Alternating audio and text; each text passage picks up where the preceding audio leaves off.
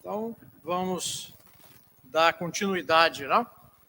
Os estudos que nós estamos realizando no Evangelho de Marcos, primeiro Evangelho, e que hoje nós vamos estar dando ênfase no Marcos, capítulo 8, versos de 1 até o 21. 1 até o 21. Hoje, nós vamos estar vendo atitudes de Jesus diante uma religião que cega. Existe religião que cega? Existe evangelho que envergonha? Não vou falar hoje sobre o evangelho que envergonha.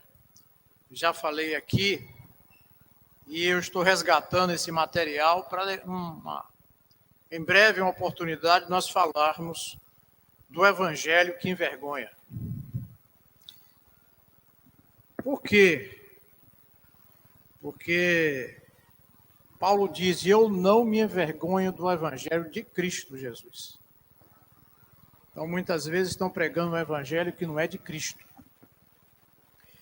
E aqui hoje nós vamos falar alguma coisa sobre uma religião que cega as pessoas. Religião que traz mais escravidão do que libertação. Na verdade, o que eu acredito é que existe uma religiosidade. E religiosidade é perigosa. Tradicionalismo também é perigoso. Todos já encontraram? Estamos aí com o texto. E eu vou começar aqui a ler. Os irmãos, peço a cada um que leia um verso. Tá ok? Vou começar aqui. Naqueles dias, havendo uma grande multidão e não tendo o que comer, Jesus chamou a si os seus discípulos e disse-lhes. Verso 2.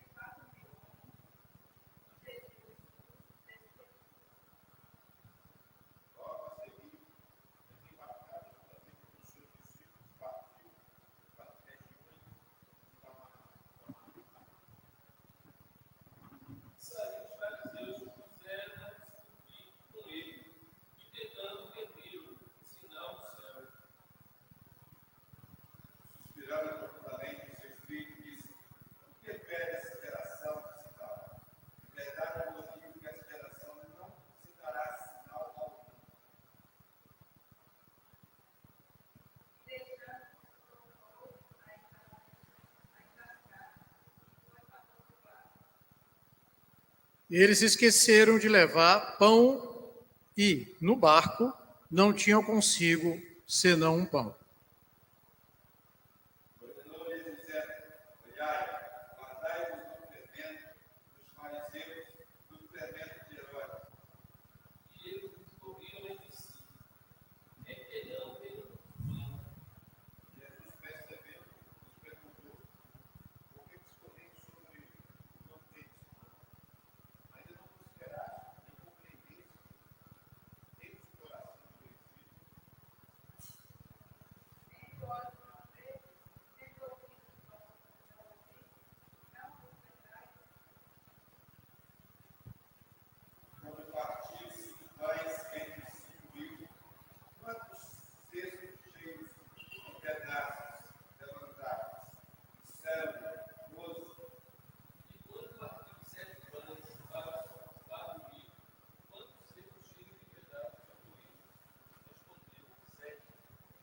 E ele lhe disse: como não entendais ainda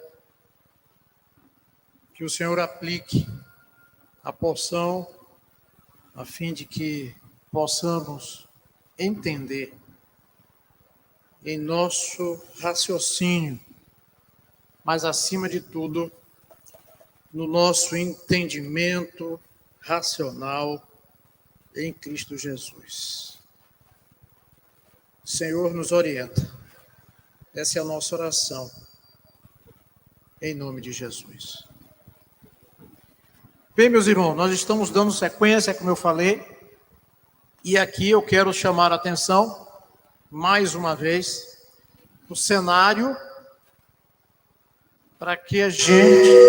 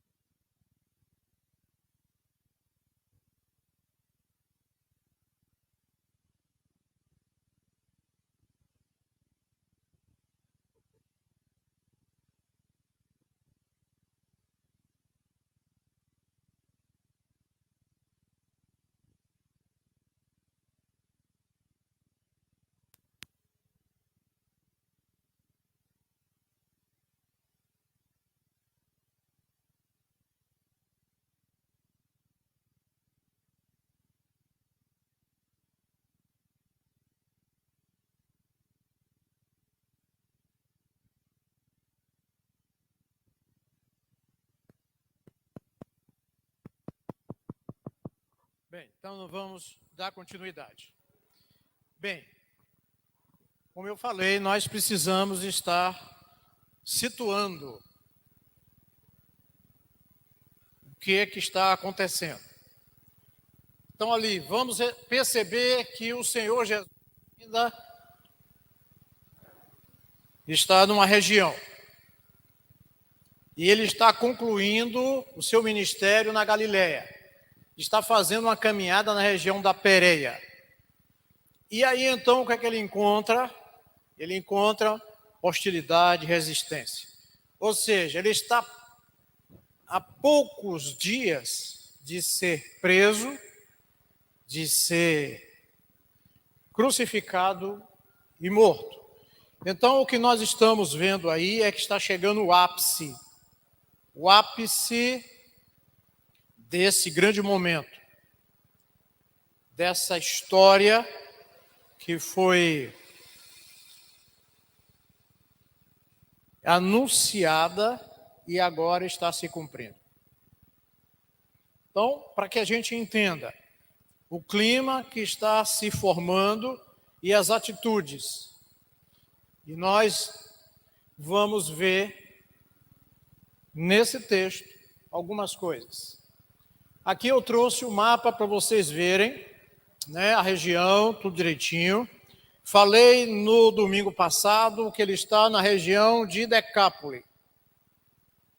E ali tem a Pérea. Então, para os irmãos entenderem, nós falamos na semana passada alguma coisa sobre Tiro e Sidom, ali na Fenícia. Quem lembra da mulher cananeia? A mulher cananeia era Ciro-Fenícia, região que Jesus está anunciando boas novas do Evangelho. E aqui nós vamos encontrar, né, uma resistência muito grande a partir dos religiosos da época em relação a esta região, porque era a região de gentios. Homens e mulheres expurgados, desprezados. E que Jesus vem e expande o seu ministério. Ele vai exatamente em toda essa região. E agora ele está na Pérea, indo em direção a Jerusalém. Porque em Jerusalém havia de se cumprir aquilo que estava anunciado. Muito bem. Então nós vamos tirar algumas lições. Vamos perceber aí algumas coisas importantes. Primeira,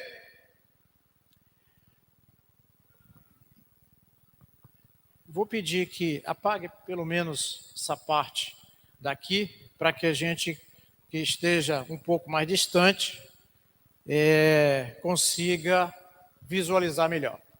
Muito bem. Então, olha só. Primeira lição, a compaixão de Jesus. 8 é o capítulo, verso de 1 a 4. Nós falamos, domingo passado, sobre o quê? Quem lembra? O quê? Certo. E eu coloquei lá um destaque. A misericórdia. A misericórdia. E hoje nós estamos vendo aí, interessante, que eu trago aí um ponto interessante sobre a compaixão.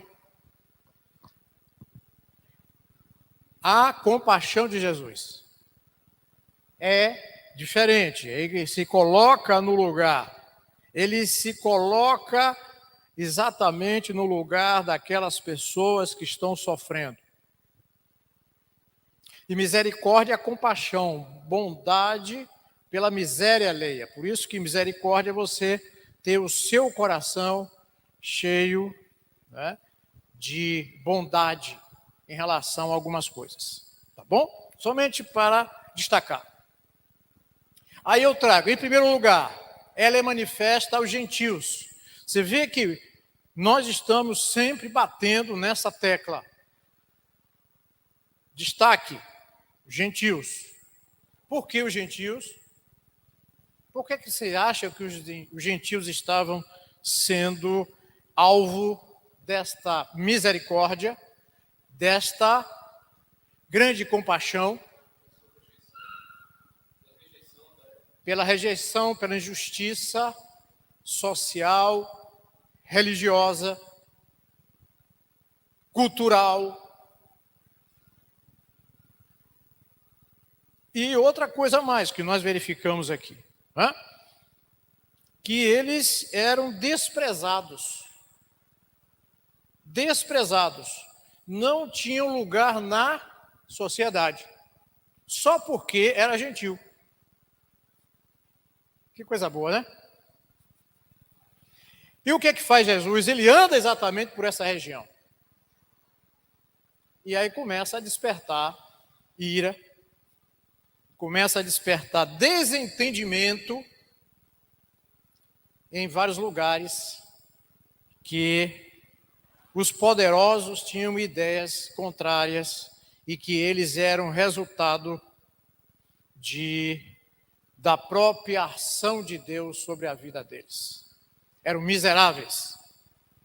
Então, o que eu quero trazer aqui, Jesus já alimentara. Você vê que é o segundo momento onde nós vemos multiplicação de pães. É o segundo. E Marcos destaca isso, não é? Esse segundo milagre aponta para o reino de Deus, o qual inclui homens, mulheres e crianças de todas as línguas e nações. Os privilégios exclusivos dos judeus têm um fim, ou seja, eu vim para os meus. e os meus não quiseram ouvir a mensagem de esperança. Não quiseram participar do reino de Deus. Deus mostra seu interesse por todas as pessoas, abrindo o seu reino tanto para gentios quanto para judeus. Tá? Vamos lá. Em segundo lugar, ele atrai os gentios. 8:3. Permaneça com a Bíblia aberta e vão acompanhando. Tá? Que é importante nós observarmos isso. E se os deixar ir em jejum para as suas casas, desfalecerão no caminho, porque alguns deles vieram de longe. A presença de Jesus é tão magnífica que atrai as pessoas. Suas palavras, suas ações são tão maravilhosas que as pessoas seguiam e achavam que era impossível deixá-lo, porque havia coisas que eles não tinham visto, principalmente palavras e atitudes. Eles ouviam muitas palavras, mas praticamente nenhuma atitude dos fariseus e dos saduceus. Mas vamos lá. O tempo, o cansaço, a fome e mesmo seus afazeres não impediam de permanecer 3 dias. Não impediram que eles ficassem ali 3 dias ouvindo a mensagem, percebendo que ali naquele homem havia algo diferente. Terceiro lugar, ela é contraposta à insensibilidade dos discípulos. 8:4. O que é que diz aí no 4? E os seus discípulos responderam-lhe: de onde poderá alguém satisfazê-los de pão aqui no deserto? Quem está falando agora, quem é? Por acaso eles tinham visto algo semelhante? Ou passaram por algo semelhante? Já? Muito bem. Então vamos lá. Primeira multiplicação dos pães. Lá o problema mais básico era arranjar dinheiro para comprar. João 6:7 fala sobre isso. Só ir lá, por favor. Naquele caso, a comida poderia ser comprada nas cidades e vilas vizinhas. Capítulo 6:36. Mas aqui, porém, não tem lugar para comprar pão e é no deserto. Aqui é deserto. Tá bom? Olha só. Os discípulos não lembraram do primeiro milagre da multiplicação.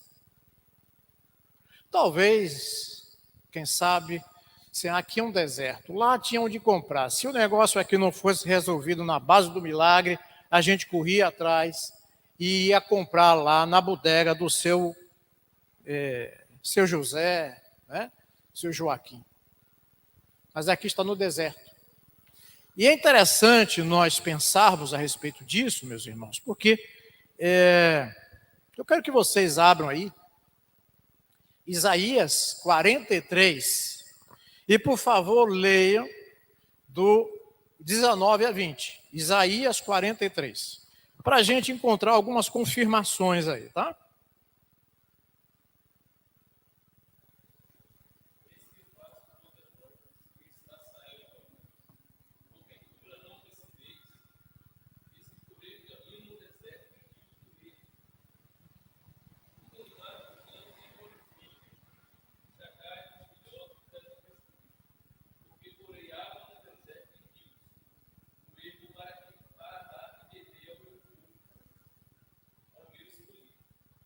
Muito bem. Profeta Isaías. Todo mundo conhece o profeta Isaías como profeta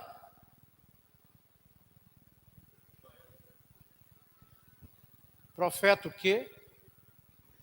Messiânico. Profeta messiânico. E nós estamos vendo a figura de Jesus Cristo, cumprindo profecias. E é interessante que estamos na figura do deserto. Deserto não tem pão, deserto não tem água.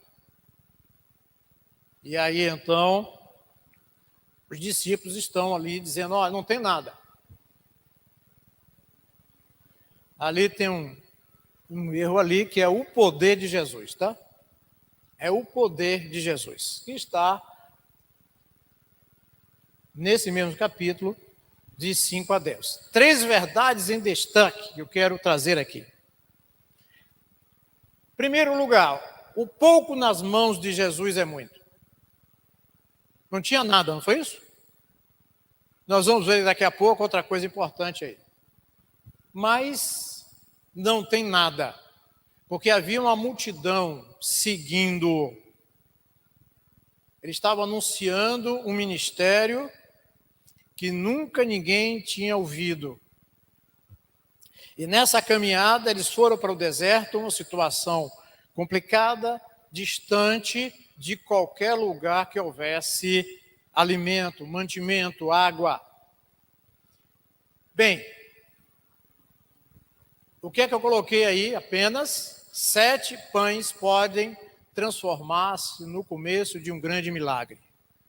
E aqui precisamos aprender a depender mais do provedor do que da provisão. E outra coisa, ele ainda continua multiplicando os nossos pequenos recursos para alimentarmos as multidões famintas. O que é que eu vou fazer com isso? Que para mim é pouco, mas na mão de Deus é muito, pouco ainda. Mas Deus transforma o muito pouco em coisas grandiosas. E aqui está o exemplo, nós. Por quê? Porque o homem não tem valor para outro homem, na sociedade, principalmente atual. A não ser que tenha dinheiro. Tem dinheiro, tem valor. Não tem dinheiro, não vale para nada. Mas aqui estamos vendo que na mão de Deus o pouco que você tem, colocando à disposição dele, se multiplica. Segundo lugar, a ação divina não exclui o quê? O quê? A cooperação humana. Nós temos cooperado para que o milagre aconteça? Porque às vezes a gente joga tudo lá, Deus resolve isso e tal, tudo bem. A soberania de Deus não anula a responsabilidade humana. Nós precisamos ter responsabilidade. Porque às vezes depende simplesmente de um pão, e eu tenho esse pão. E eu não coloco à disposição daquele que está faminto. E há várias lições para nós tirarmos daí. Alguns estudiosos dizem que esta passagem no deserto leva para a ceia do Senhor. Porque aqui, depois nós vamos entender um pouco mais, que Jesus Cristo está falando de o pão da vida.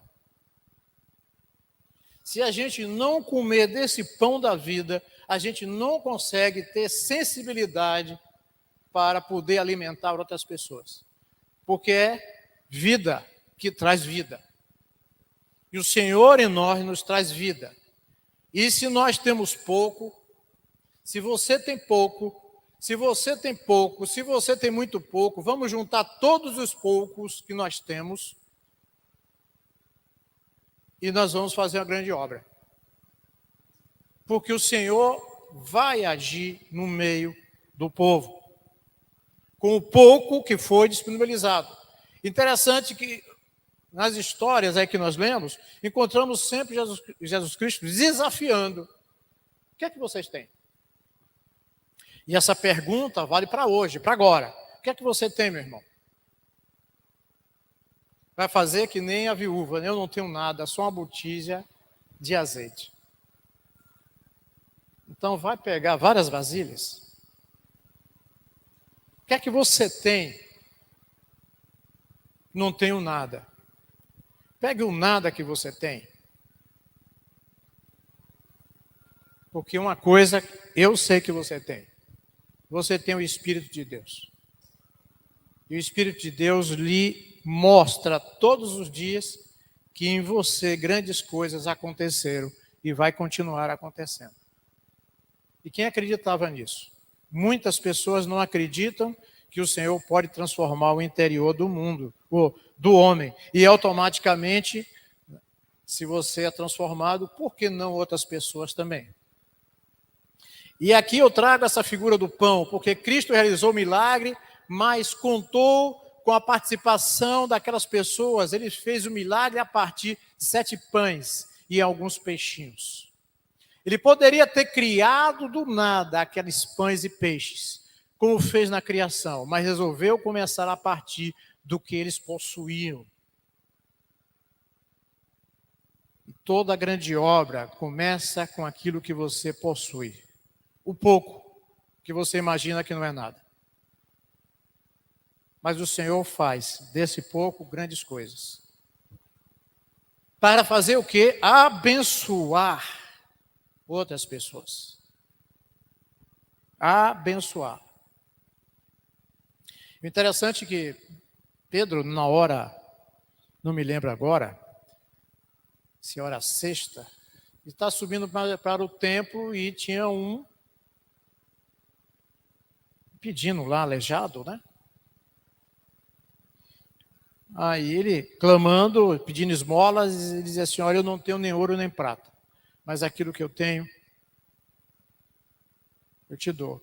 Levanta e anda. Essas coisas, muitas vezes, não são repartidas. Você pode ser bênção, seja bênção. Às vezes as pessoas não compreendem como uma palavra de conforto faz bem. Mas vamos lá. Vemos alguns pontos interessantes. Neste milagre, nós encontramos o quê? Requer ordem, não é? Senta todo mundo e nós vamos começar a colocar ordem. Ele deu graças. Você percebe que sempre o Senhor está dando graças? Dando graças. Dar graças quer dizer, Senhor, eu te agradeço. Mas por um pão? Por um pão. Porque esse pão o Senhor vai multiplicar. E dou graças a Deus porque Ele é o Deus que multiplica. Multiplica a minha fé, multiplica a minha boa vontade, multiplica a minha disponibilidade, multiplica a minha paciência, meu zelo, minha determinação. Ele partiu o pão, ele usou os discípulos para alimentar a multidão. Outra inquietação aí, tá? Está falando conosco, tá? Ele usou quem? Os discípulos. Quem são os discípulos? Somos nós. Para fazer o quê? Alimentar. Ah, mas eu não tenho pão. Você tem a palavra. Você tem a palavra. E muitas vezes estamos negligenciando isso. Temos a oportunidade de alimentar o povo com palavras de conforto, de esperança, de salvação. Ah, mas pode ser com pão também? Pode. Mas uma coisa é certa, o Senhor vai agir usando você. Ele não vai buscar coisas, como eu disse ali, ele poderia simplesmente orar e o pão se multiplicar, mas ele chegou e disse assim, o que é que você tem, discípulo? O que é que você tem? Interessante que quando nós lemos aí sobre a mulher Ciro-fenícia, Senhor, até os cães, eles comem das migalhas. Mas, o que é isso? Primeiro, para vocês entenderem que o cão naquela época, o cachorro naquela época, não tinha o mesmo significado que tem hoje. E naquela época, como é que fazia, né? Os cães tinha dois tipos, né? Tinha aqueles que estavam em casa, eram os cães domésticos e os cães selvagens. E naquele momento, aquela mulher usa uma coisa maravilhosa, diz assim, olha, eu sou um cachorrinho e como das migalhas que caem da mesa. E essas migalhas vinham exatamente daqueles homens que comiam, depois pegavam o miolo do pão, passava nas mãos para limpar as mãos. E esses miolos eram jogados ali. As crianças que estavam à mesa também faziam isso. E os cachorros iam comendo daquelas migalhas. E aquela mulher fez um pedido para ele. E ali nós encontramos algo muito interessante. Disse, vai, porque o seu pedido foi atendido. O alimento que aquela mulher citou ali era um alimento muito especial. A fé dela estava sendo alimentada pelo Senhor. E é importante isso porque, como eu falei ali sobre a região Sírio-Fenícia, era o seguinte, você é um cachorro. Quando eu comecei a falar aqui, dizer, a senhora não tinha direito nenhum. E aquela mulher fala exatamente sobre isso. Ele faz o quê? Ele usa aquela cena, aquele momento, e que a gente precisa aprender. Ele usou discípulos para alimentar as multidões. Terceiro lugar, a provisão divina é sempre maior que a necessidade humana. Acabou o azeite? Não, acabou a vasilha. E isso aqui, meus irmãos, não há escassez na mesa de Deus. Não há escassez na mesa de Deus. Primeiro, o que Deus colocar diante da mesa, nós agradeceremos. Porque o Senhor está colocando algo que nos satisfaz. Eu quero uma mesa farta.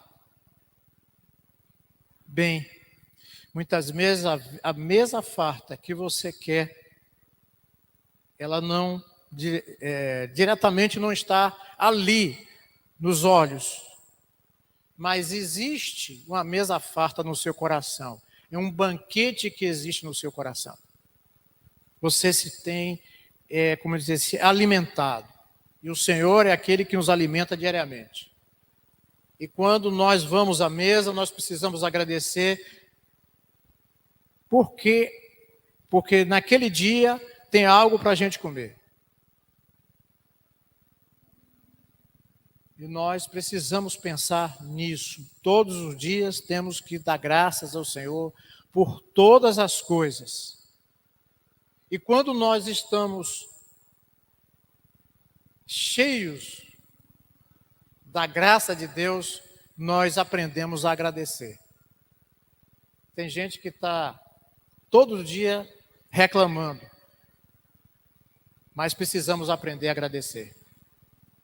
Porque o Senhor multiplica e o Senhor não deixa faltar. Principalmente nesse deserto que nós passamos todos os dias. E é deserto interior. É deserto que tem, como é que eu posso dizer, ressequido a alma do ser humano.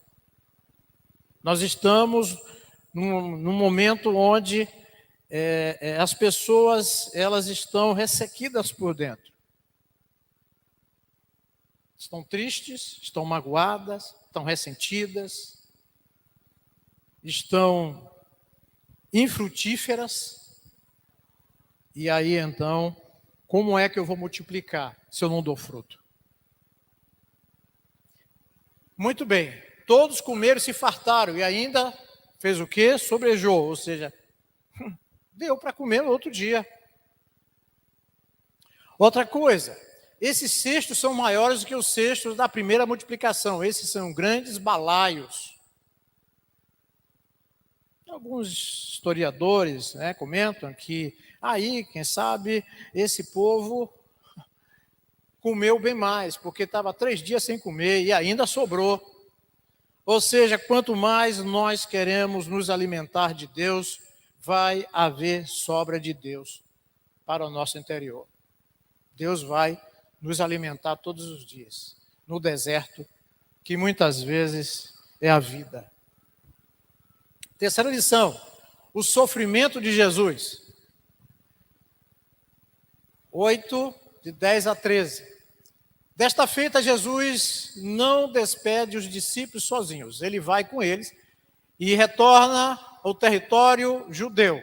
Ao chegar no território, e aí agora eu quero que vocês, por favor, abram a palavra de Deus mais uma vez. Jeremias, capítulo de número 5, do verso 20 a 31. Quem puder ler, por favor, leia. Se tiver 2, 3 pessoas, um lê, outro para, espera o outro ler, depois lê. Jeremias, o profeta risonho. Ah, é chorão, tá vendo? Se você não está aí para me alertar.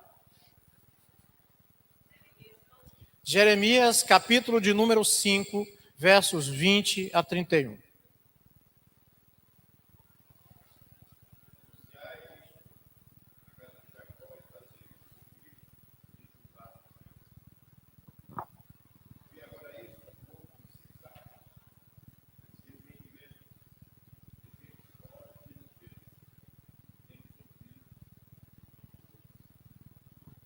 Pode ir lá, é até o 31, viu?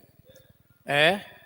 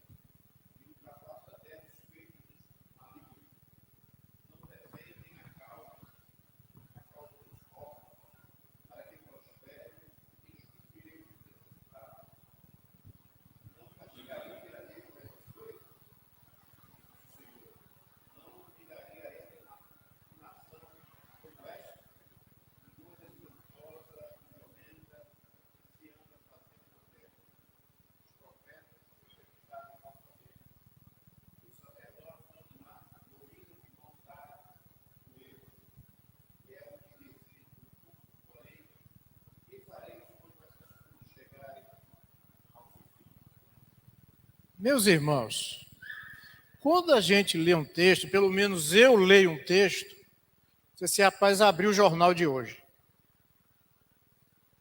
Eu abri o jornal de hoje aí agora. Então vamos lá. O que é que nós estamos vendo aí? Jesus Cristo está voltando para a região da Judéia. E ao chegar, o que é que ele encontra? Os espiões da vida alheia. Os religiosos de plantão. Os detetives religiosos. Os opositores contumazes estão de bote armado contra Jesus. Por quê? Porque ele estava valorizando, ele estava reacendendo no coração daquele povo uma esperança. E tem gente que não quer que o povo tenha esperança. E nós levamos esperança. Quando falamos de Cristo, nós estamos levando esperança. E Jesus Cristo estava levando esperança, estava levando libertação para uma região de cachorros. Estava comendo as migalhas que estavam caindo da mesa. E ele vai levar essa mensagem para eles.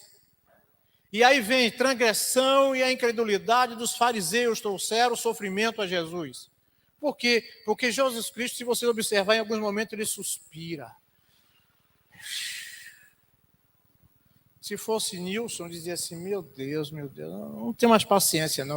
Eu vou chutar o balde.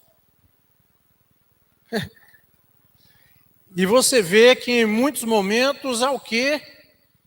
Lá, quando eu comecei a lição, eu disse, olha, quando ele queria chamar a atenção do povo, ele usava vários métodos. E um deles foi chegar no templo e encontrar aquela bandalheira toda ali. Ele pega o chicote e aí sai metendo chicotada naquela cambada. Indignado. E é interessante que a gente se indigna também com determinadas coisas que a gente vê. E aqui a transgressão e incredulidade dos fariseus trouxeram um sofrimento interior. E quando você passa muitas vezes por lugares e vê determinada situação, você não se sente indignado, não? Muitas vezes eu me sinto, meus irmãos. Me sinto. E aí, então, o que é que acontece? Os piedosos sofrem com o pecado daqueles que estão ao seu redor. Ou seja, aquela população estava ali naquela região sofrendo, porque estavam cometendo pecados. E hoje, nós, infelizmente, recebemos respingo do pecado que existe na humanidade. E que não é pouco. Mas nós também somos pecadores, não somos? Mas graças a Deus que o Senhor derrama a sua graça sobre nós. E nos faz enxergar a misericórdia dele sobre nós. E se nós pudéssemos exatamente avivar dentro de nós esta obra magnífica, haveria menos sofrimento. E aqui eu vou falar, mas eu vou trazer logo o que eu falei aqui. Quem provocou mais sofrimento, mais impedimento, quem sabe, mais deturpação ao Evangelho? Ao cristianismo? Nero ou Constantino? Constantino. Né? Daqui a pouco nós vamos citar rapidamente isso aqui. Por que isso? Porque era o mal exatamente administrado de forma sutil, permitindo que o Estado tomasse conta e abafasse aquilo ali. E é importante nós trazermos isso, meus irmãos, por quê? Porque nem sempre nós percebemos isso. É muito bom. Esse movimento que está aí é muito bom. Vamos fazer que nem... Esqueci o nome agora. Gamaliel, né? Se for de Deus, vai prosperar. Mas se não for de Deus, vai cair por terra. E nós precisamos orar ao nosso Deus para ver, para saber, para que Ele nos dê sabedoria para testar estas coisas, né? E o Espírito de Deus que está em nós nos alerte. Então, os fariseus usam 3 expedientes para atacar Jesus. Por que atacar Jesus?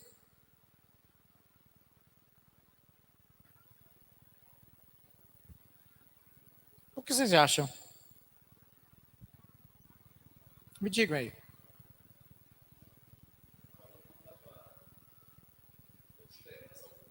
Sim, dando esperança ao povo.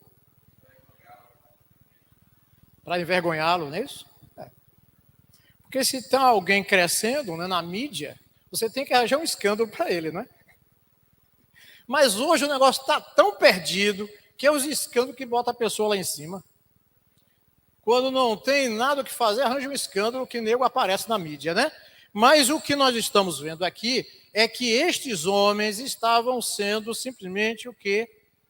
Acuados pelo discurso de Jesus, fazendo com que o povo observasse, preste atenção, porque estes que estão aí não são dignos de ser chamados, né, homens que se incomodam com vocês. Muito bem, eles são apenas especuladores. Eles começam a questionar a Jesus, mas eles não querem interesse nenhum na verdade. A verdade estava sendo pregada, mas o que é que acontece, meus irmãos? Tem gente que é assim, né? Você faz um questionamento, você, na verdade, não quer aprender.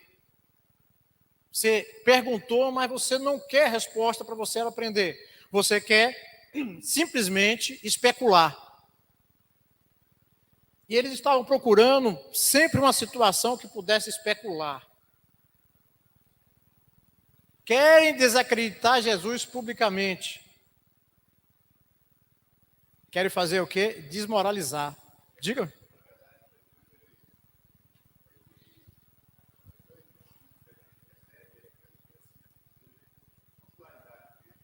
Sim.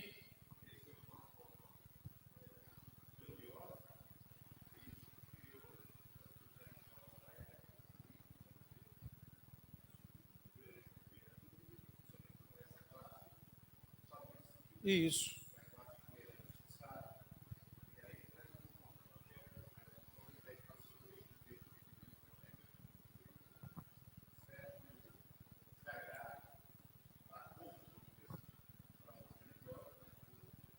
Pronto. Agora eu quero botar pimenta aí nessa feijoada. Mateus 15, de 3 a 9.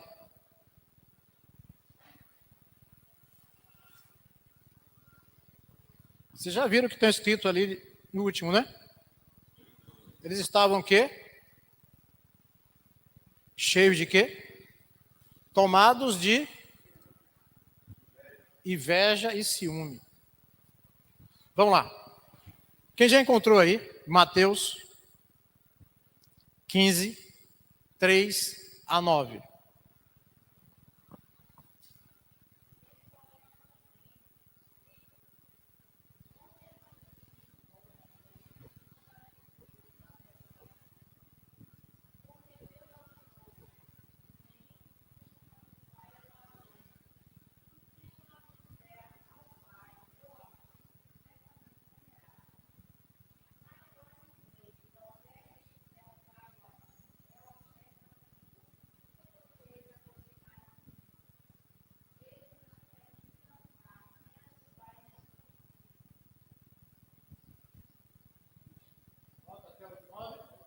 Até o 9? Pronto. Agora vamos dar um pulo aí. Vamos para Atos. Atos dos Apóstolos 23. Atos dos Apóstolos 23. 6 a 9. Pô, 6 a 10.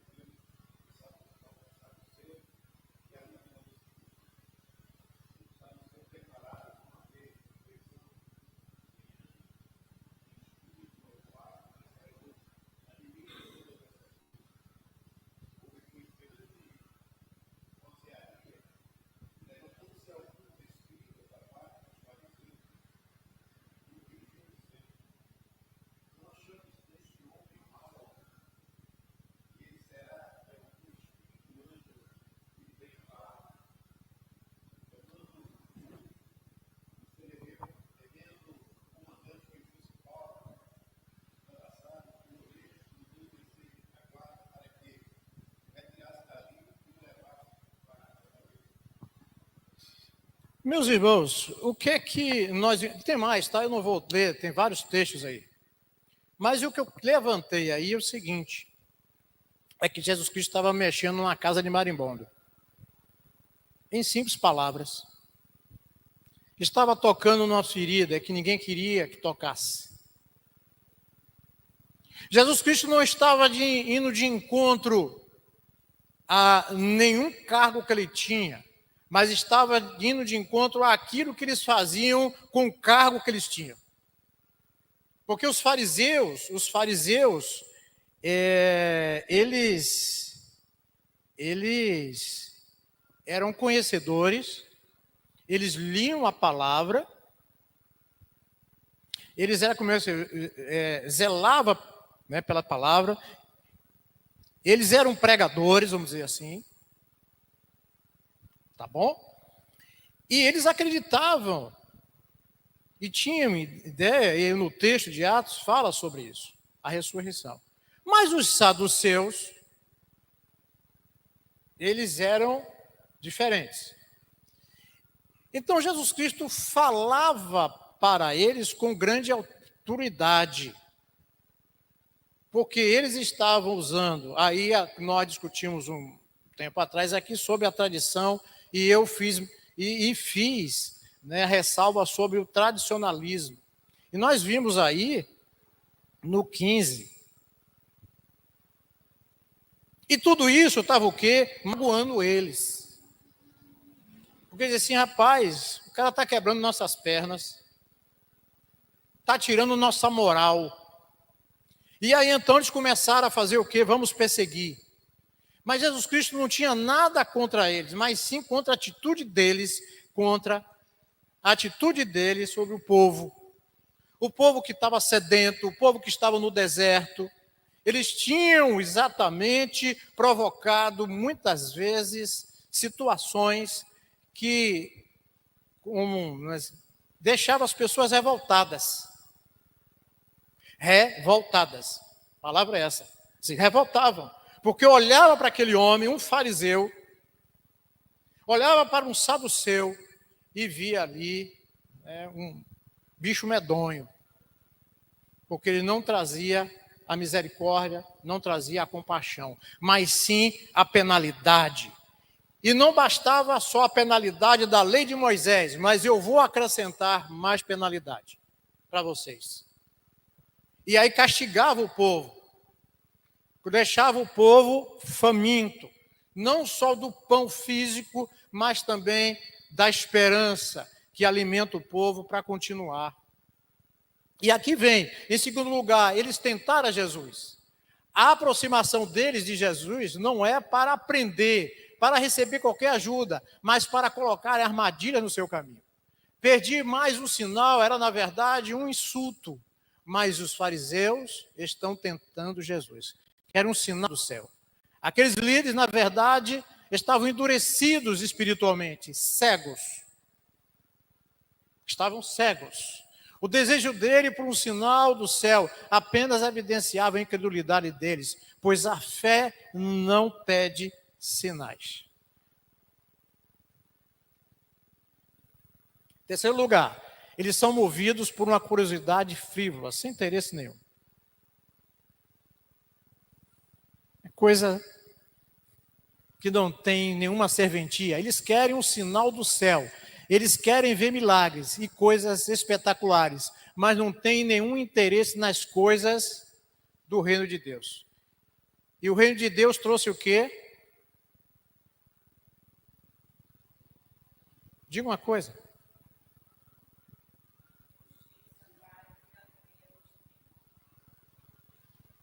Em outras palavras, libertação desta opressão que ele sofreu a partir de uma religiosidade perversa.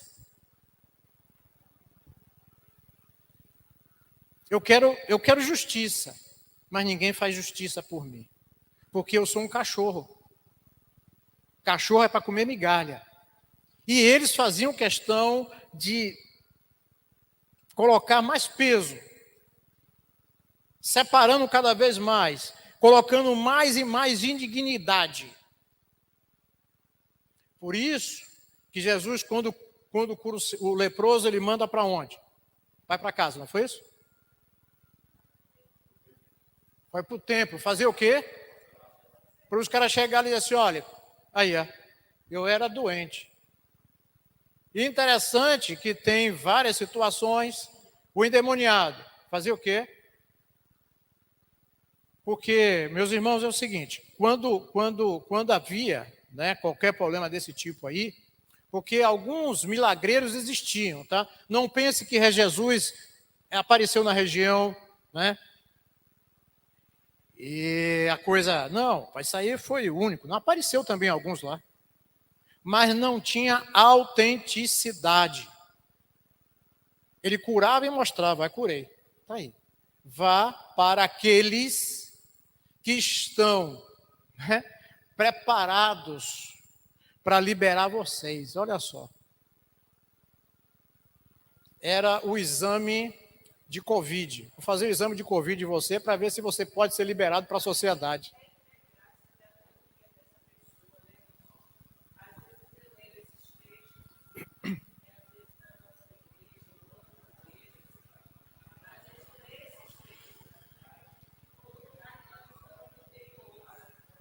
Como?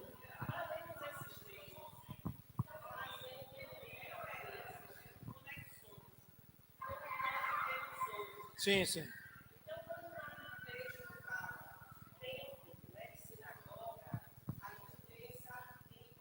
Sim, sim. Isso.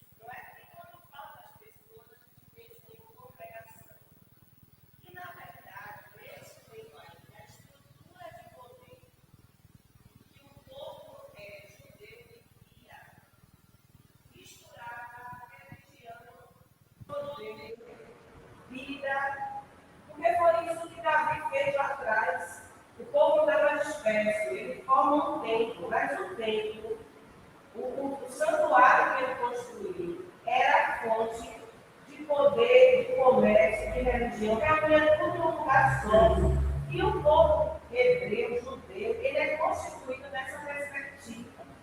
Então, quando nós estamos falando de sacerdotes, nós não estamos falando de pastores que apacentam suas pequenas congregações.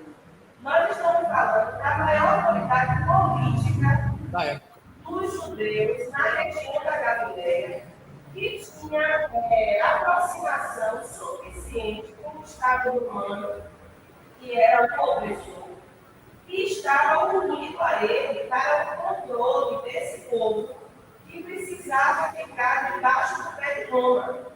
O sacerdote, se não ocupasse esse lugar, também ficaria embaixo do pé de Roma. E seria só mais um.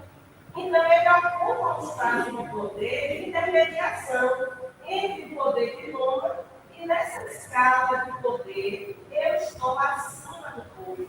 Então, fariseus, saduceus, sacerdotes, escribas, não são funções religiosas, são instâncias de poder político. Então, quando Jesus diz assim, ó, vá lá no templo e se mostre para os sacerdotes, Jesus está dizendo, está lá e se reintegre socialmente. A sociedade. Tome de volta a sua cidadania, né? Judia ou hebreia, para você poder de novo viver em sociedade. Então, quando Jesus está operando milagres e maravilhas no meio do povo, Jesus não está ameaçando uma religião. Jesus está ameaçando uma estrutura secular de poder. Jesus está dizendo que é possível se libertar do poder de Roma, do opressor. Mas isso fragiliza o espaço político do sacerdote, do fariseu, do saduceu e do escriba. E aí Jesus é posto à prova, Jesus é perseguido, né? Jesus é morto pela mão do Estado. E tem muitas coisas desses textos que nos levam a, pelo menos, desconfiar das coisas. Porque o que é o sumo sacerdote, senão o primeiro sacerdote sobre todos os outros? Como é que no tempo de Jesus tinha dois sumos sacerdotes, Anás e Caifás? Só daí já era de botar uma pulga atrás da orelha. aí nesses trechos. Está para além dessa leitura que a gente faz. O sacerdote é o pastor, o templo é a igreja, não. Extrapola os espaços que essa parede, né, se constrói, nos convoca para um movimento de libertação do nosso povo de todas as cadeias que nos prendem. A começar da cadeia espiritual, né? Livrar o homem do poder do pecado, da presença do pecado, da influência do pecado e da condenação do pecado, mas também dos frutos do pecado, que se multiplicam entre nós, porque a pobreza é fruto direto do pecado, porque a dor e o sofrimento é fruto direto do pecado, porque não era assim. Tudo que a gente tinha lá e se desconstruiu é consequência desse pecado. Tu ir ao inferno até você morrer na fila de uma regulação do SUS. Até crianças morrerem de fome. Tudo isso é consequência daquele bendito dia do erro. É verdade. Bom, professor. Eu concordo com tudo que disseram. Certo. Mas o Estado da lei, mas é Sim. e o seu inimigo tivesse alguma concorrência, Sim. e fosse curado, onde passasse o período, tinha que ir ao sacerdote. Sim. Ao sacerdote, seminário. Sim. Então, Cristo cumpriu a lei. Sim. Sim. Isso. Muitos dos discípulos de Jesus, os sacerdotes fariseus, a escritura contestava, porque diante do padrão que havia da lei do Pai, era uma Da curva. curva, não é isso? Isso.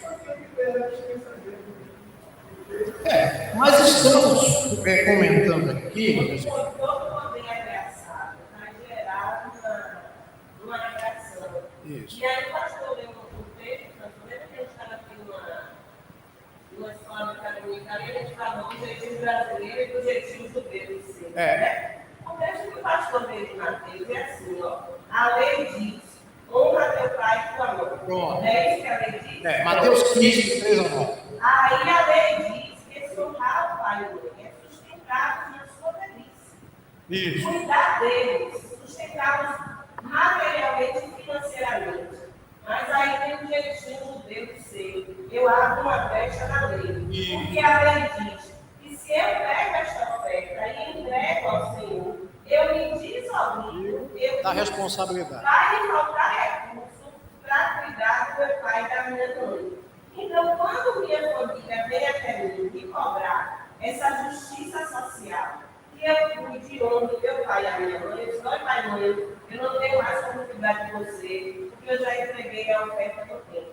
Quais os mecanismos de controle disso? De verificação de que eu realmente entreguei a oferta e de que eu não estou cuidando do meu pai e da minha mãe, porque eu entreguei essa oferta lá.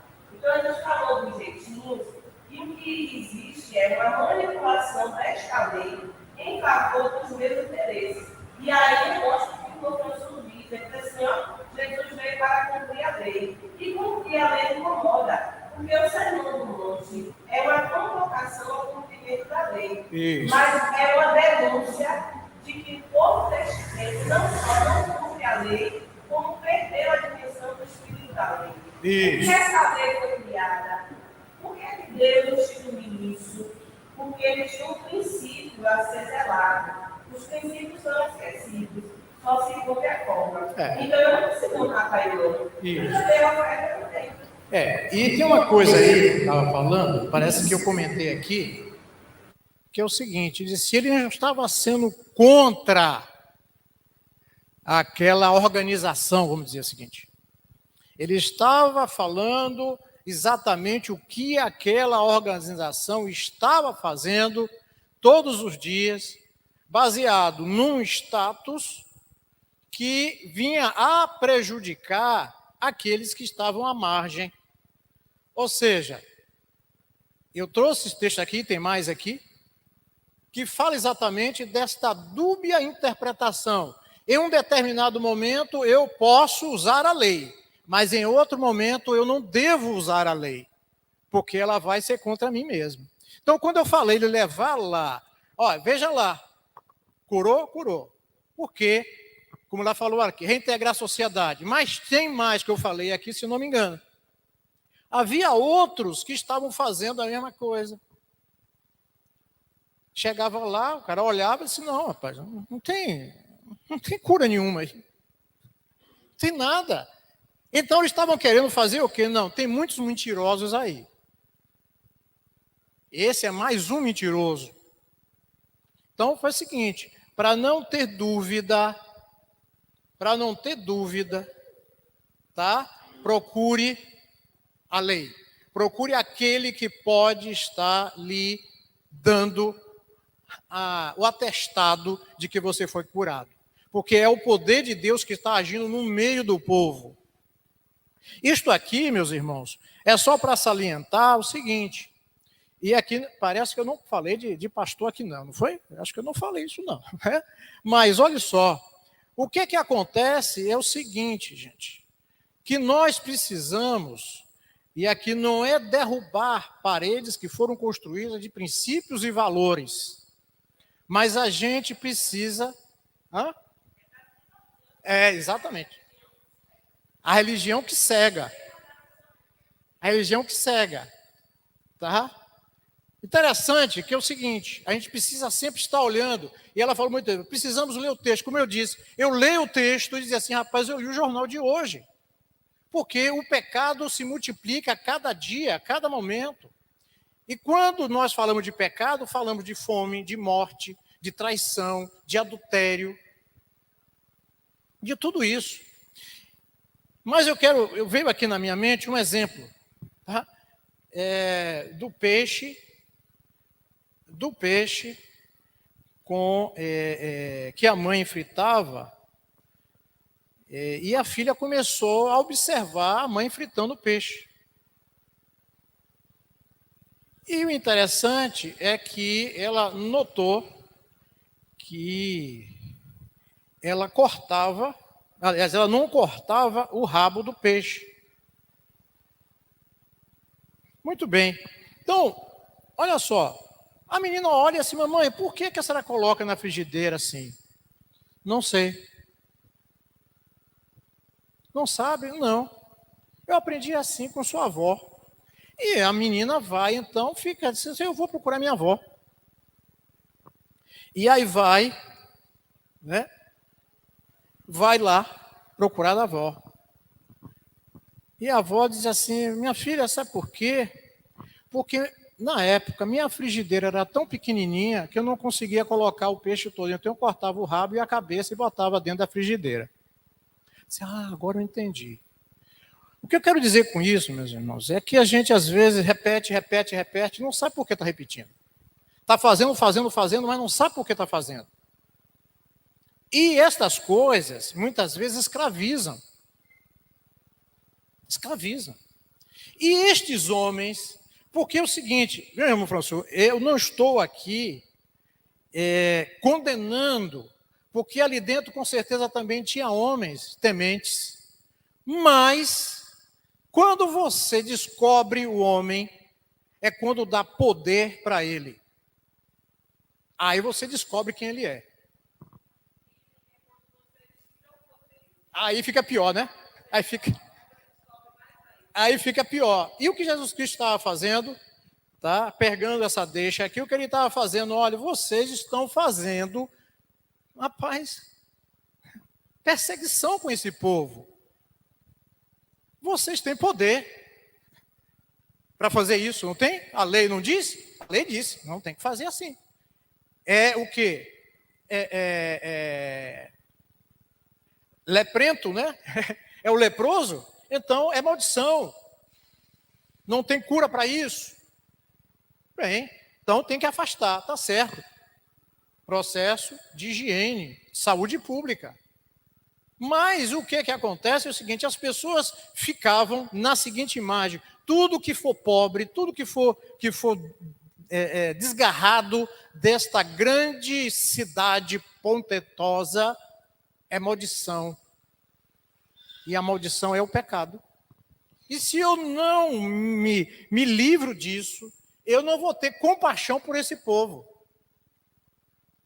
Então Jesus Cristo começa a atuar não contra a instituição, né, ali, porque cada um, né, fazia ali as suas ideias, as suas ideologias, defendia aquilo, mas acima de tudo, nessa briga entre Roma, fariseu, saduceu e povo, sobrava quem? O povo. Era o povo que era maltratado. Eu estava na minha posição de poder, porque eu tinha que ter o status quo. Tá? É mais ou menos isso aqui. Quando a gente fala aqui, eles falam, não, eles tinham, claro, estavam vivendo aquilo ali. Mas ninguém tinha chegado para questionar por que o peixe está com o rabo cortado. Ninguém chegava para... E Jesus Cristo chegou e começou a questionar. Por que estão fazendo isso? Diz que é pecado, né? Adulterar. É? A essência da lei. Sim, mas o problema não é estar aí não, meu filho. Mas se você já pensou, o negócio é mais profundo ainda do que você está pensando.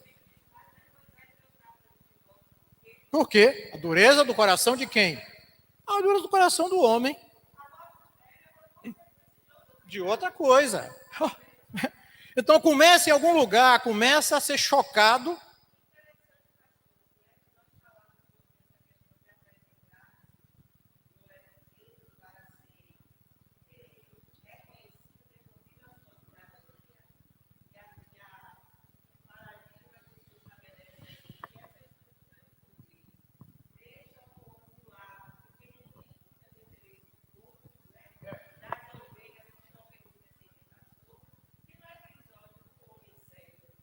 Isso. A primeira coisa que eles perguntam não é se curou ou se não curou, é quem pecou. Quem pecou? Não é porque ele recebe. Aí eu tenho que fazer a transferência de responsabilidade. Se eu não tenho responsabilidade é a capacidade da resposta. Isso. Não é? Então, ele recebe, a culpa não é dele. Ele é pobre, a culpa não é dele. Quem foi que provocou isso? Ele ou você provocou? Então, você tem uma responsabilidade transferida. Isso.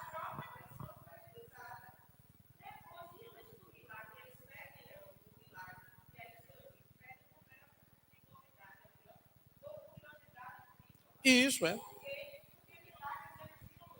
Viam?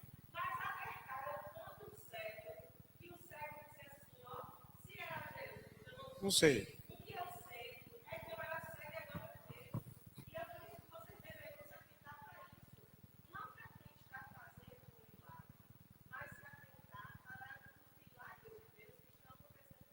Isso.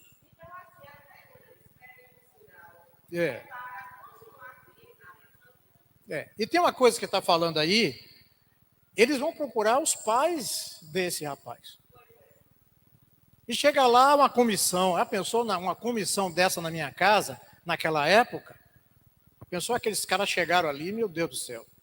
Vem cá, senta aqui, seu filho era cego mesmo? Ah, mas isso é zelo da lei. É.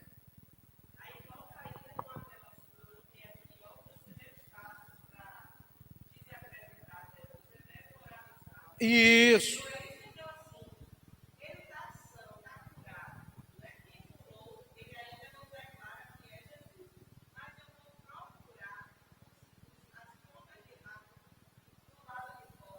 Isso. Isso.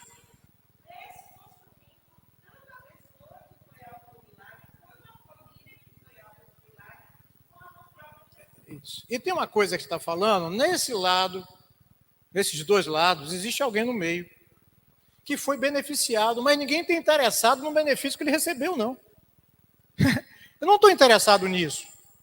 Quem me interessa agora é o meu poder, a minha posição diante do que está acontecendo. Eu tenho que permanecer nesse patamar.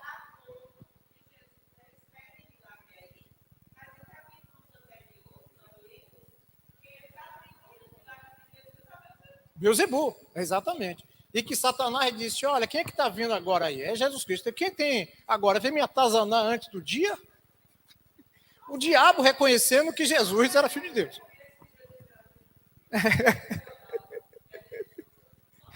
Só o demônio. Bem, meus irmãos, presente.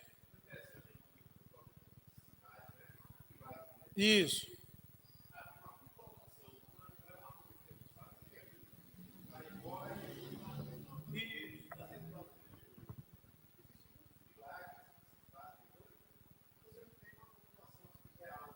Não tem.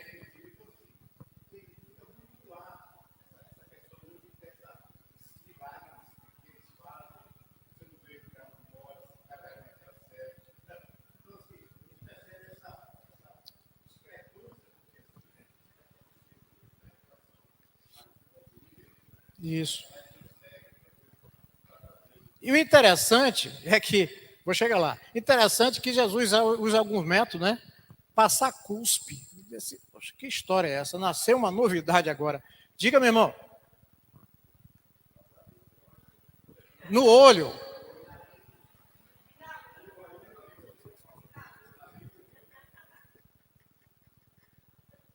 Diga, meu irmão. Diga.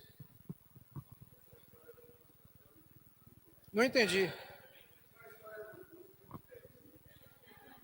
É porque está no texto.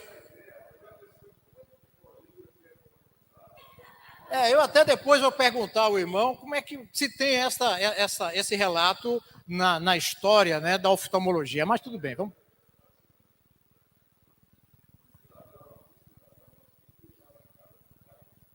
Que eu não estou ouvindo direito, meu irmão. Pega um microfone para ele, por favor.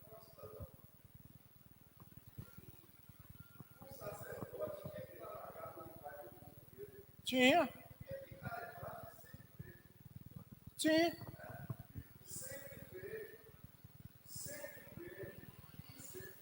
Com certeza.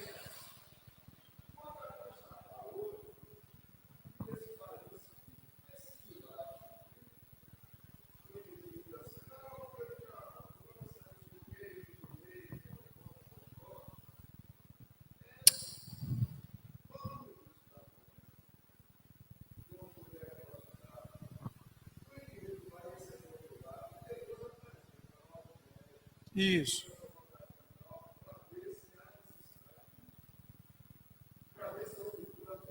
Isso.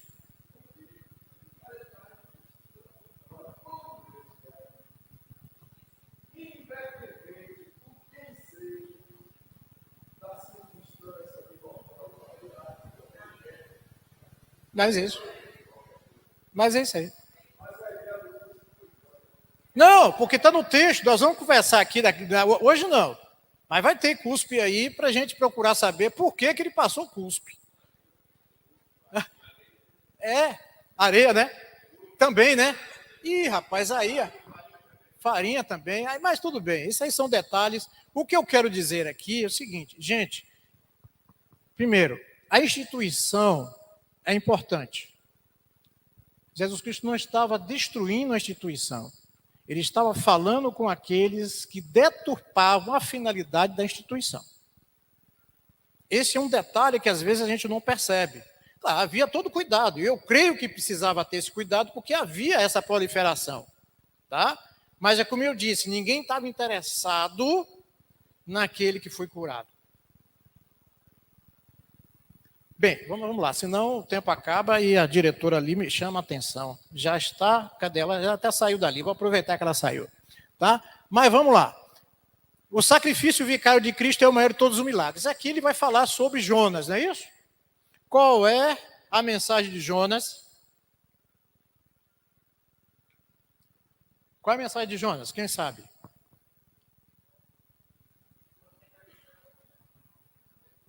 Mas tem... O quê?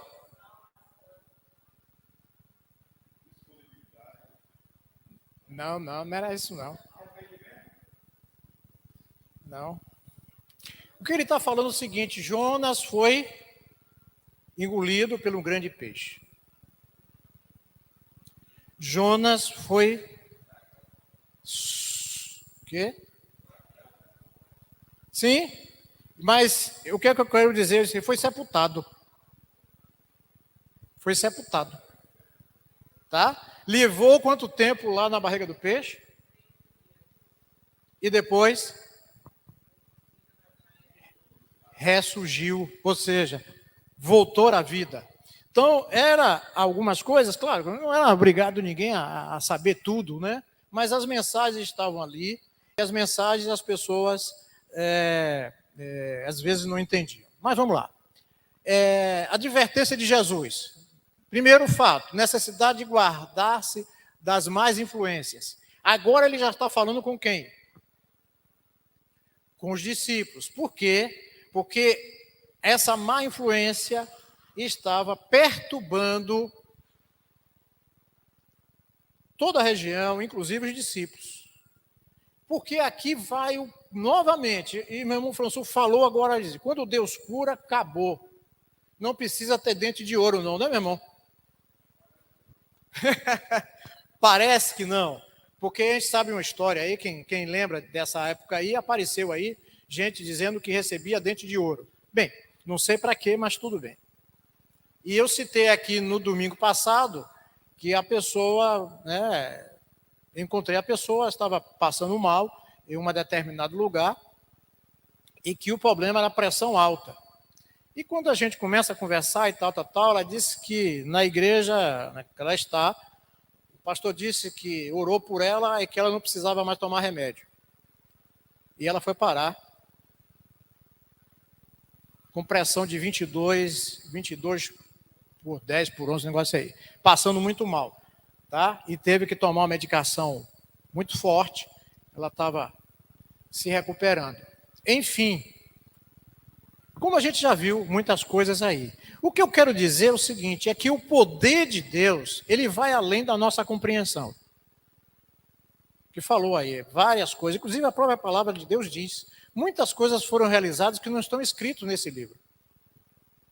E esse Deus é o mesmo que está lá, que nós estamos falando aqui, que nós estamos, Jesus alerta que aí poderia existir o quê? Olha só, é aquela questão que muitas vezes acontece que a gente não percebe. Estava falando de desacreditar, não é isso? Desacreditar. Jesus Cristo cura? Até agora cura, né? Mas aí o que acontece? Vamos lá. Jesus alerta os seus discípulos para se acautelar sobre o fermento dos fariseus e o fermento de Herodes. Aí agora, rapaz, essa lição é para ser 2 domingos. Porque tem muita coisa aí, rapaz. Se você te lê, rapaz, isso aí tem semanas, e toda vez que você vai, você tira uma coisa, bota outra e tal, ajusta daqui, mas está faltando coisa, porque é rico isso aí. O que ele estava falando, aí agora vamos entender. A questão política está entrando no meio e se misturando com a religião. E foi dito, isso aqui já foi dito.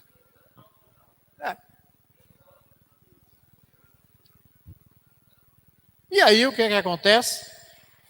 Não vai dar coisa boa. Vai faltar pão. Tá? Jesus não está falando do fermento do pão, mas os fermentos da doutrina. O que é que eles ensinavam? O que é que eles pregavam? Esse que é o grande problema. A gente precisa examinar. Por isso que lá em Atos, lá adiante, diz, examinai de tudo e retende aquilo que for bom. Tudo que é lícito é bom, né? Mas não me convém. Eu preciso examinar à luz da palavra de Deus. Há mais um texto, eu posso dizer aqui, que esse texto aqui me habilita. Cuidado. Porque tem gente que pega aquele texto como pretexto.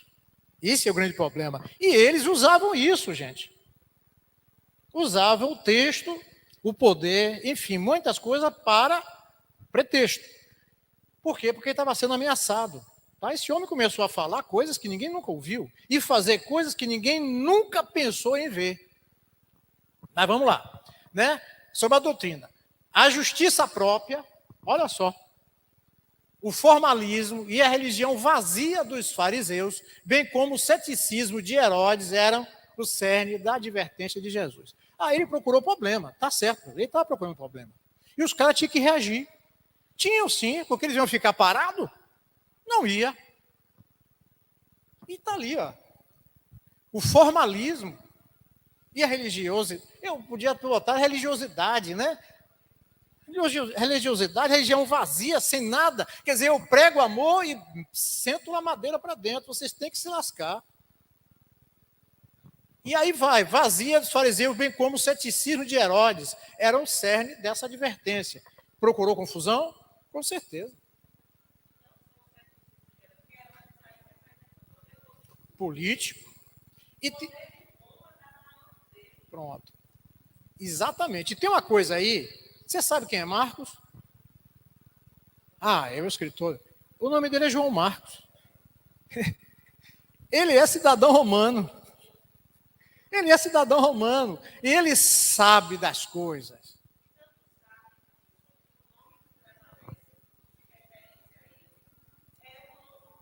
Nome romano. Marcos.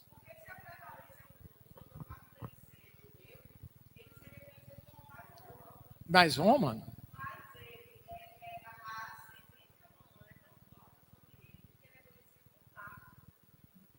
Isso.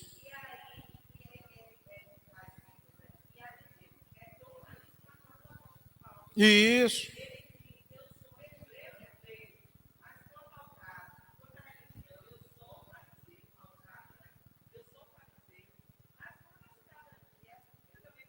Sou romano. E ele requer isso. Quando ele está lá, diga, você sabe que eu sou romano? Isso, reivindica, com certeza. Tem que reivindicar mesmo. Diga, meu irmão. Oi, não entendi, meu irmão. Sim, sim.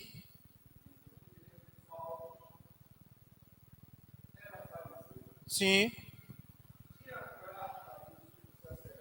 Isso, para perseguir.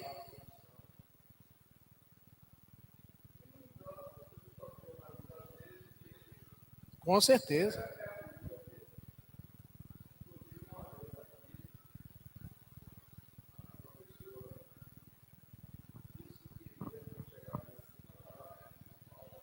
Vizinha.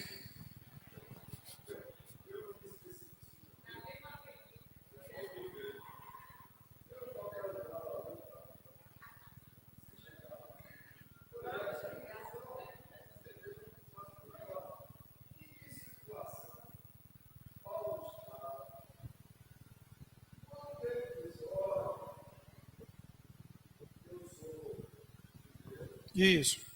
Fariseu. Isso. Não, meu irmão, ele estava reivindicando. Ele estava reivindicando. E o interessante, que é o seguinte, eu não vou ter detalhe para a gente caminhar aqui. Jesus Cristo também reivindica. Mas não reivindica os homens, reivindica a Deus. Porque na hora que a gente está sofrendo, Getsemaní, cai aqui, que eu vou lá orar. Ele disse, Pai, passa de mim esse cálice. A única pessoa que ele tinha a pedir. E na estrutura, Paulo, ele entendeu que a carta de cidadão romano poderia ajudar ele. Isso é interessante, por quê? Porque Paulo é um homem que está em construção.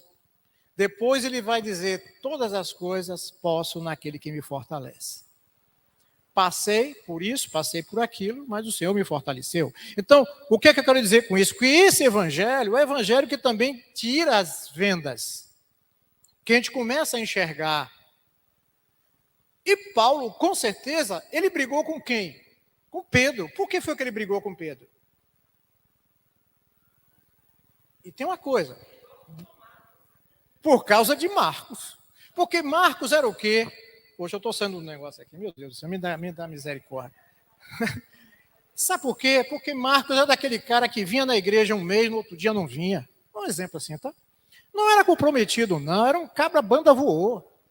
Aí disse, papai, você vai levar esse cara com você? E aí começou a briga. Mas graças a Deus que depois ele manda Marcos, esse mesmo Paulo, manda Marcos, que é de grande proveito para mim. Porque a vida nos ensina. Principalmente vivendo com Cristo ao nosso lado. Mas vamos lá.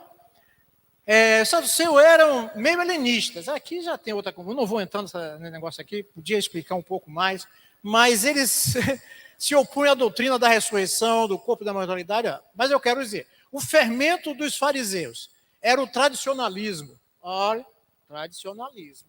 Não é problema com a tradição, não, gente, é o tradicionalismo.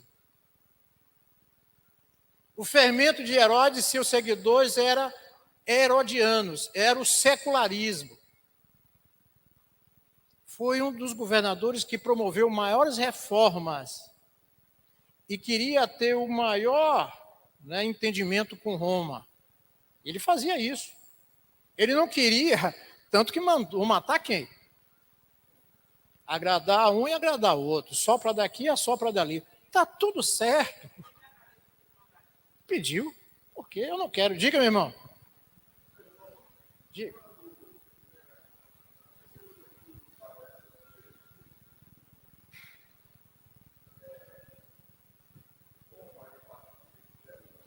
Isso.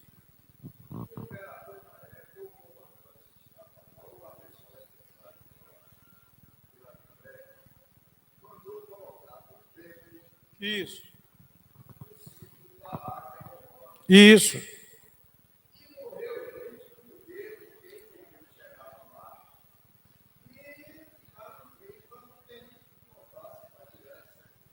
Isso. Isso.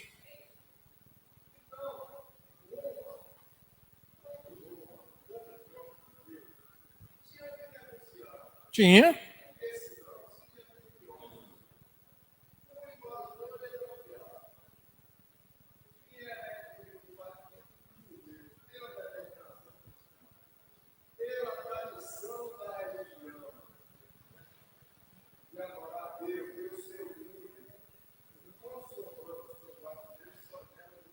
Isso.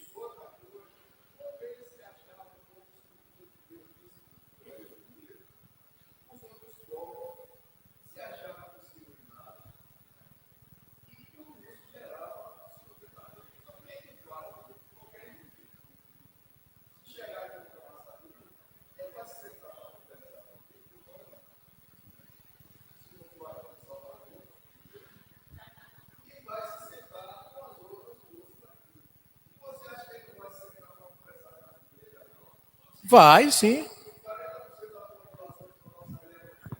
Vou lhe dizer uma coisa. Pai, vocês não querem me ajudar. Misericórdia. Eu estava, tem 2 semanas, num sepultamento em Salvador, e apareceu um pastor que eu conheço de longas datas. E aí, então, começou a conversar, recordar, não sei o quê, pererê, pão duro, caixa de fósforo.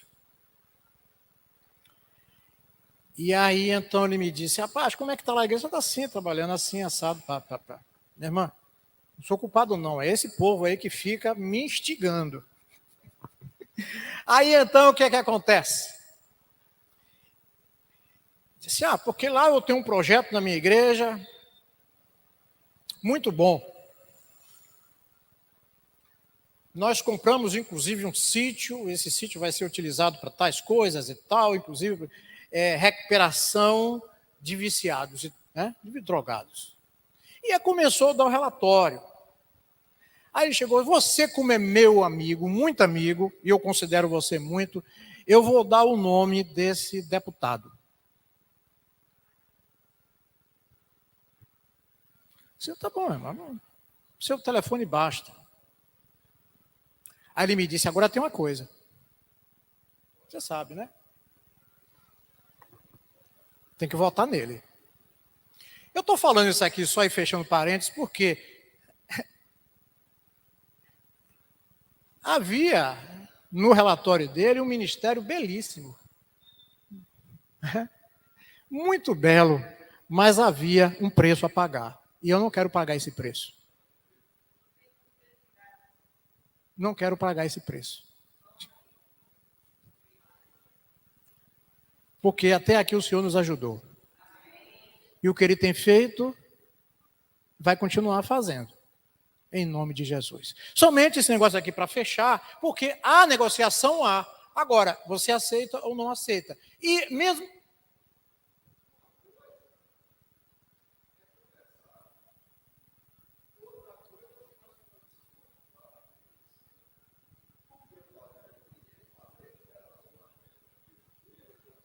Isso.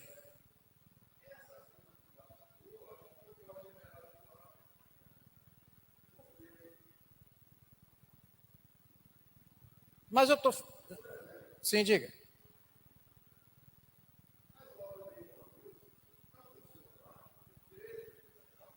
Tem. Eu sei disso.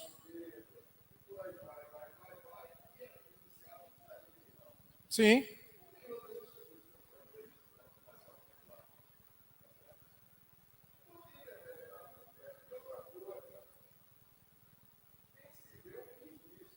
Sim.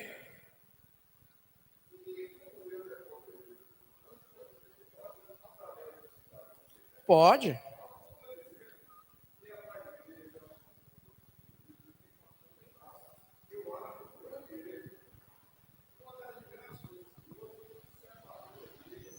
Ah.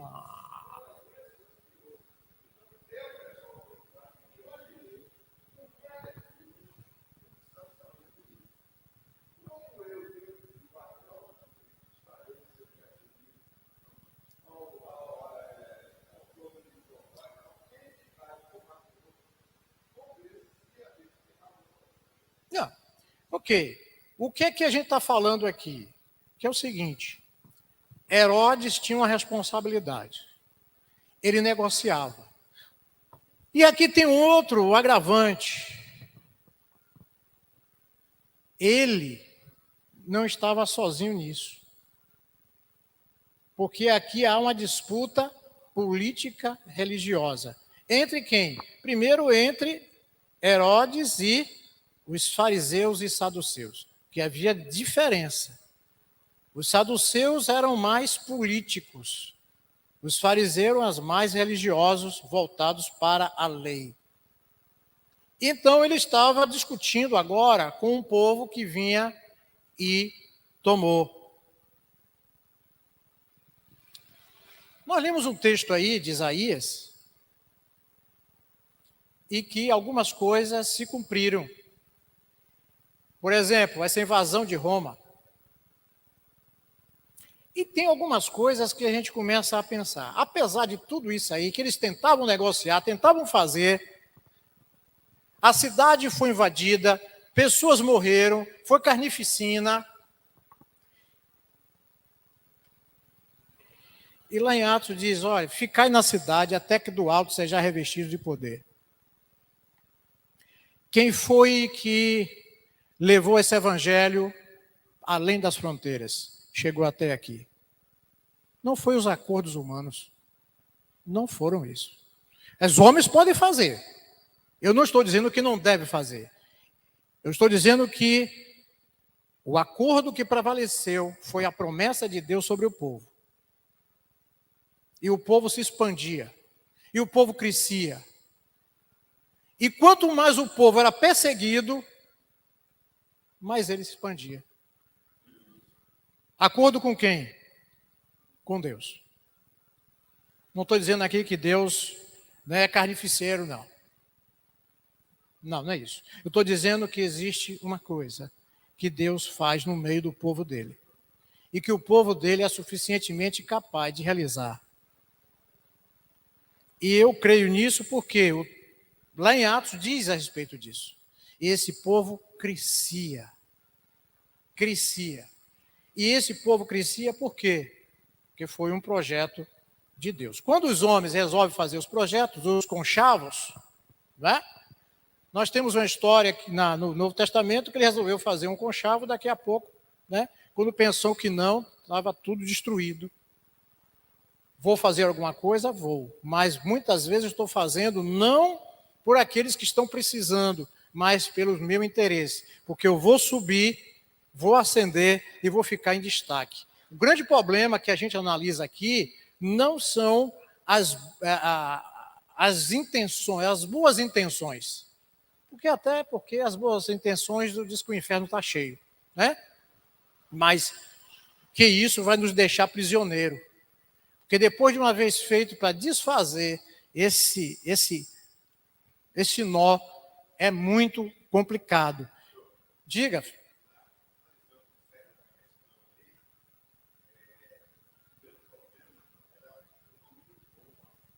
Sim.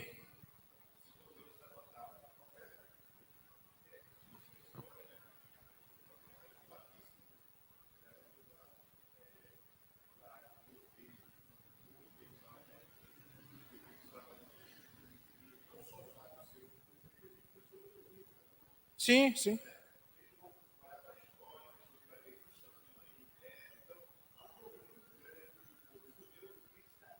Sim. Isso. Sim. Isso.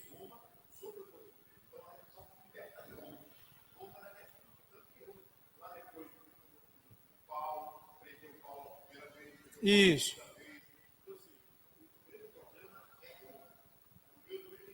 Sim, sim.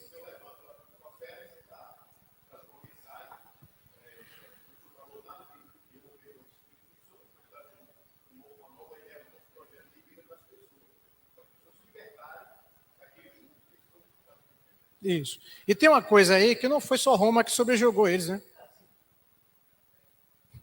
Vamos lá para o início. Eu não vou nem falar de Neemias aqui. Porque dizer, você já vai falar de Neemias novamente. Não quero nem falar de Neemias.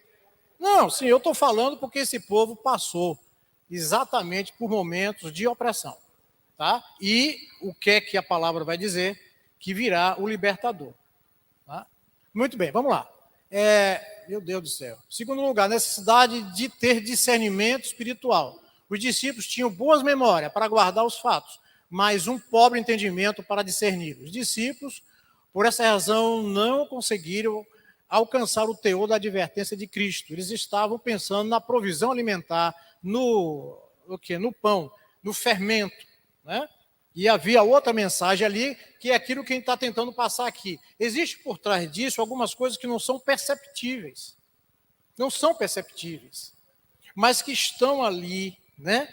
Destruindo valores, princípios, esperança. Está destruindo. Está carcomendo. Marcos 8, né, 4 a 21. Em combinação com Mateus 16, 5 a 12, por favor, confiram. Alerta contra 4 erros: o tradicionalismo dos fariseus. O que mais? O secularismo dos herodianos, a incredulidade dos saduceus e o pessimismo dos discípulos. Bem, pô, é ela que está me colocando, são eles, já.